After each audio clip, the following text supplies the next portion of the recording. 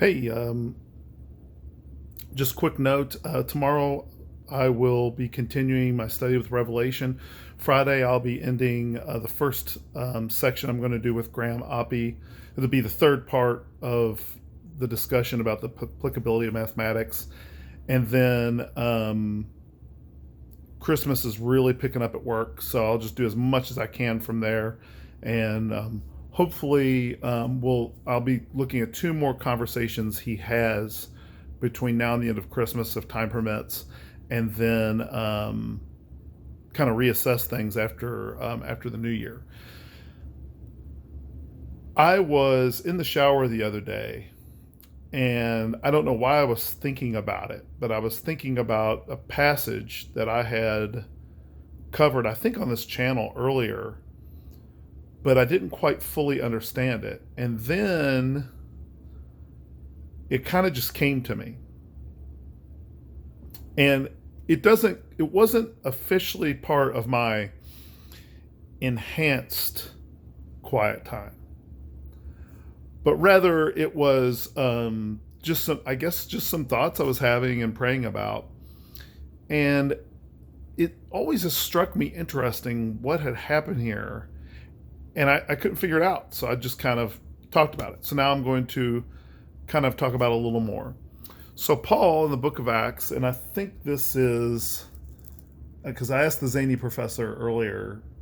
Yeah, chapter 27 of Acts. We'll get him in here to do a reading for us. Um, he is getting ready to get on a ship. He's been on a ship. He's traveled with a centurion, and he's being taken to Rome. He has desired to go to Rome for a long time. Could not get the funding, so he would go there for legal reasons. It would be paid for him, and and it was God's will that he would go there. Is what's revealed. He's on the ship, and they get to a port, and they barely make it to a port. It's really bad. And he says to the centurion, he's like, you know what? We should stay here until this weather passes. It's really bad. And I think it was a weather system that they dealt with periodically. They had a name for it, kind of like we have I can't remember the name. Of course, it's not coming to me. We have it's a Hispanic title for a weather system that comes through here and lasts for like a year every once in a while. And it's how we explain, bad weather here sometimes. If I said the name of it, you know it probably. It's pretty famous. But anyway, it was kind of like that, just a weather event that they just said, hey, Paul was saying, let's not do this. Well, it said that he listened to the owner of the ship and the pilot. And this port they were in was not a good port for the winter. So they stood to lose money, a lot of it maybe, if they stayed in this port. So they took a major risk in setting out to sea. Now, Paul was using Old Testament wisdom. This is simply wisdom that's available to anyone and everyone, no matter who you are. I mean, if you're on a boat and the weather looks bad, you don't go. I remember the movie The Perfect Storm, which is based on real events. I don't know how realistic it was in terms of the motives of the characters, but they had got all these fish, and they needed a big score, and they got all the fish, and then the refrigerator went out. So they had very limited time to get back to port with this big catch they had. If they didn't, they lost a lot of money. And they had to go through this storm, which wasn't as bad at the time, but they had to go through a storm. They kind of took a vote. And, the name of the movie is Perfect Storm, so no big spoilers here, but they end up trying to go through the storm. I'm one of these people who's a little bit obsessed with storms, so I like, it's not a very good movie, but I like it on the basis of them going through a storm. But anyway, and of course, they pay a big price for that. And you could have said, hey, it's a bad idea. It's not worth risking your life for some fish, right? For any score. And that's kind of what's happening here. It's a similar thing. It's like, look, they're going to go out, and it's unwise to do that. So Paul offers wisdom. He's not listened to. So they get to a certain point where they know they're going to die. They're going to die. And let's zanify this a little bit, because it's more zany to read the text. And so Paul begins to speak. This is verse 21. It says, "Since they had been without food for a long time, Paul stood up among them and said, 'Men, you should have listened to me and not have set sail from Crete and incurred this injury and loss.'" Now, I first read that, I thought a lot about it, and I was like, because it's strange. Why is he complaining that they won't listen to him?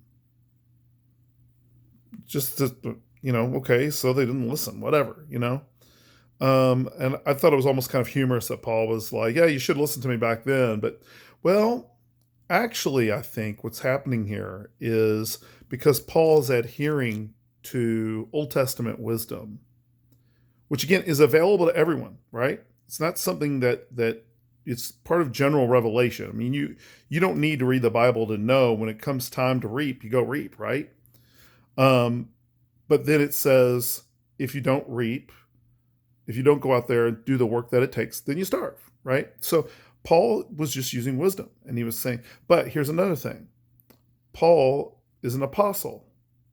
So he also has this apostolic authority, which is he's a stand-in for God in many ways.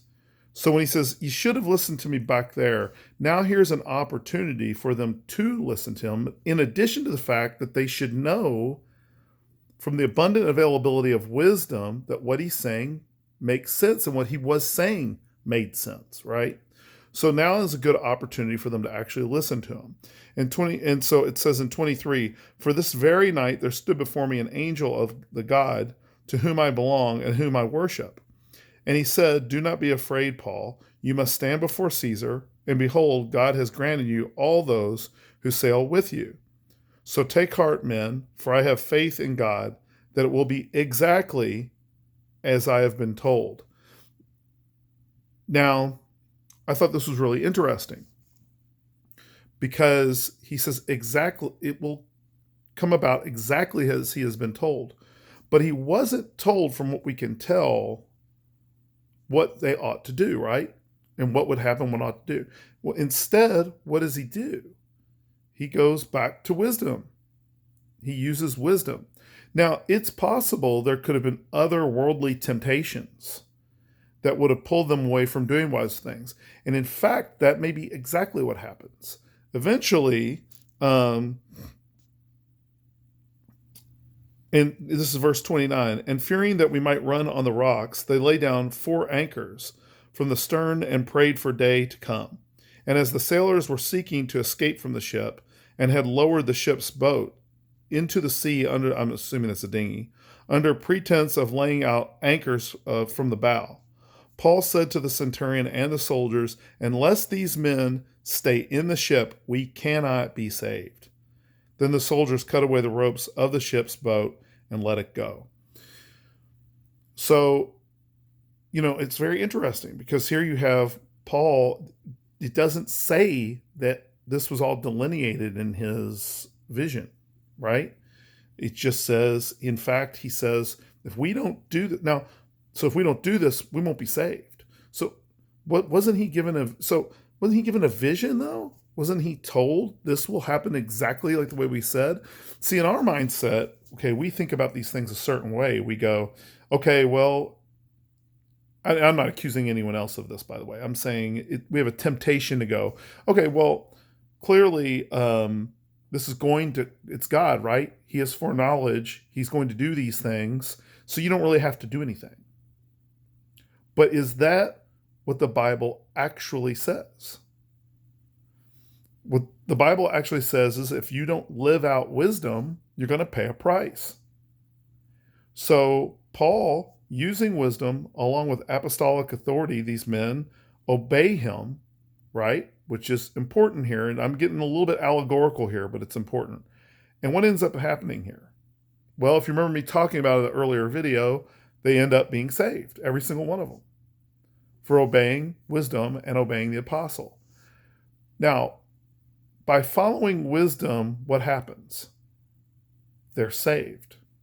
So when Jesus said, "He who builds his house on a solid foundation right? Not on shifting sand, but on a solid foundation, he will be saved. It's kind of what's happening here. If you build your foundations on wisdom, and by the way, you may not be aware of this, but when Jesus is teaching, if you go into particularly the Sermon on the Mount, that is a reflection of the Old Testament wisdom writings that he's bringing about. So this might be a little bit of a parallel to the gospel itself. They're saved because they listen to the wisdom of God through someone who has the apostolic authority that's been granted to them. I had more to say about this, but I'm running out of time. And also, man, this sounded so much better the first time I spoke about it to myself, But that's what I got. And have a great day.